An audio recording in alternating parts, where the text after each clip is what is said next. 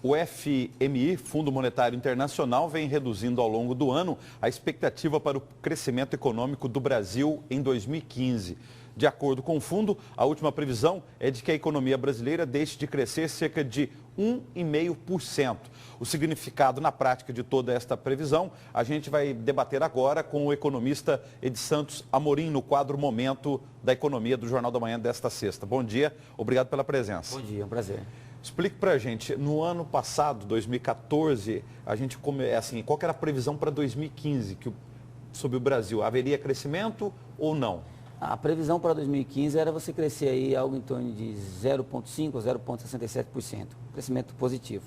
E aí o que está acontecendo? Nós estamos na contramão do crescimento, né? O crescimento está tendo uma contração, enquanto você pega países aí igual a China e a Índia, que cresce acima de 6,5%, você pega aí a zona do euro com todo o problema, com a média de crescimento de 3% a 3,5%, e o Brasil crescendo projeção negativa, uma contração de 1,5%, podendo chegar a 2% em 2015, e já é uma projeção de crescer menos de 1% em relação a 2016, ou seja, a recessão, ela existe. Explique para a gente então isso aí, o que interfere num crescimento econômico de um país? Quais são as variáveis que são contabilizadas para a gente saber se um país está crescendo economicamente ou decrescendo? Nós estamos decrescendo, né? Estamos na contramão, estamos tendo contração, ou seja, o PIB, na verdade, é toda a riqueza que é produzida no país. Então, nós não estamos ficando ricos, nós estamos perdendo as nossas riquezas.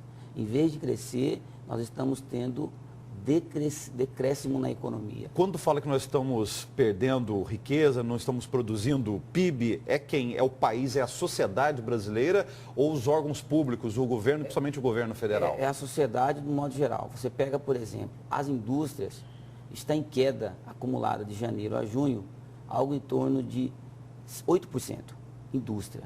Você pega o setor de bens e serviços, em torno de 6,5%, tendo queda. E a importação em relação a encolheu 28%.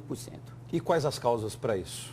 Se você for analisar num contexto geral, mais grave ainda, a arrecadação federal, do governo federal, imposto e tributos, que poderia dar uma equilibrada, também encolheu.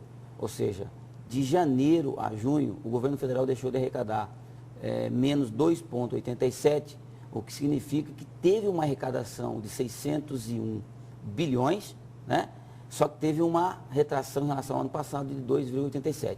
Vários fatores aí dá para analisar. Primeiro,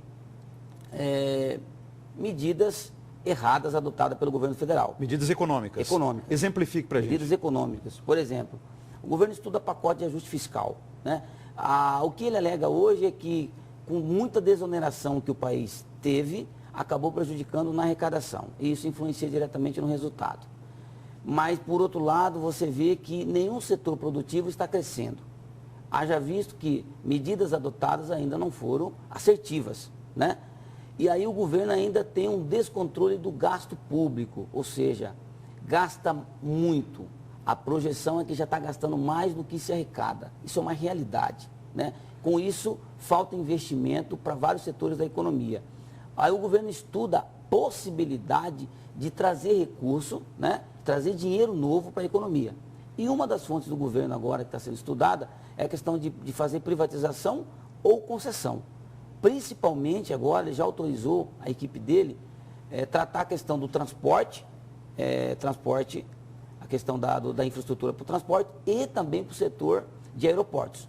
Que aí o governo também começa a não ter eficiência para fazer a gestão de alguns setores e acaba amargando mais prejuízo ainda. A gente não pode citar aí mais duas causas, a questão da corrupção do dinheiro público, vamos citar o caso da Operação Lava Jato, dinheiro da Petrobras, e está sendo investigado ainda, mas assim, pelo menos os valores são exorbitantes. E outra questão que às vezes é esquecida, nós não estamos aí na ressaca da Copa do Mundo, quer dizer, carreou-se muito dinheiro público para as obras da Copa no Brasil inteiro, e agora a sociedade brasileira, e aí está pagando a conta, e também os próprios investimentos privados, quer dizer, muita gente acreditou na Copa do Mundo, empresários, empreendedores investiram, não tiveram retorno com o Mundial e agora não estão pagando a conta e o país está entrando nessa recessão. Não tem essas duas causas também? Ou não? Explique aí para a gente. Tem, até porque as expectativas foram muito maiores do que a realidade, do que o resultado propriamente dito. Se falou muito em grandes investimentos, de atrair turismo a nível mundial, mas não foi turismo de negócio. Foi pessoas que vieram para assistir o jogo, pessoas que vieram apenas para lazer, não vieram para negócio. Então esse foi um prejuízo, porque a expectativa era maior em relação a isso. Fizeram muitos investimentos e empresários de médio porte é o que mais estão sendo prejudicados, porque fizeram grandes empreendimentos, adquiriram dinheiro, na época até o custo do dinheiro era barato. Só que se você investir um dinheiro numa situação onde você não tem retorno, é prejuízo, o barato sai caro, né?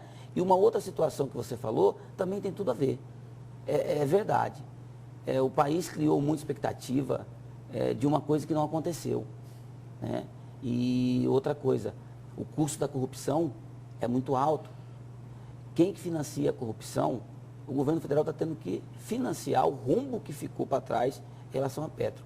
E aí já está tendo problema também, uma outra projeção da FMI é a questão da importação em relação ao petróleo, que é provável que tenha queda no preço do petróleo, e isso também é mais um agravante para a economia brasileira. E como o estado de Mato Grosso também é tratado em relação a commodities da sua principal atividade econômica, que é o agronegócio, também pode ter queda em relação ao preço já a partir de 2016. O que o cidadão brasileiro faz diante desse cenário?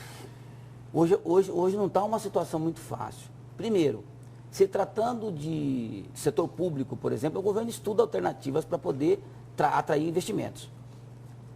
E aí o governo tem que vender muito bem o que nós temos ainda no país, e uma das saídas eu vejo com os bons olhos, que era até na época o governo do PSDB fez isso muito bem, que é privatizações, porque daí você tira algo que está te dando prejuízo e você fomenta isso para a economia, né? E o governo passa a não ter aquilo lá, mas dependendo do modo como se aplica isso, passa a ter ainda uma gestão menor, mas uma gestão direta dentro de um patrimônio do governo, por exemplo. Agora, no setor público, o que precisa da economia? Empresários precisam repactuar as suas dívidas para ter um fôlego para novos investimentos.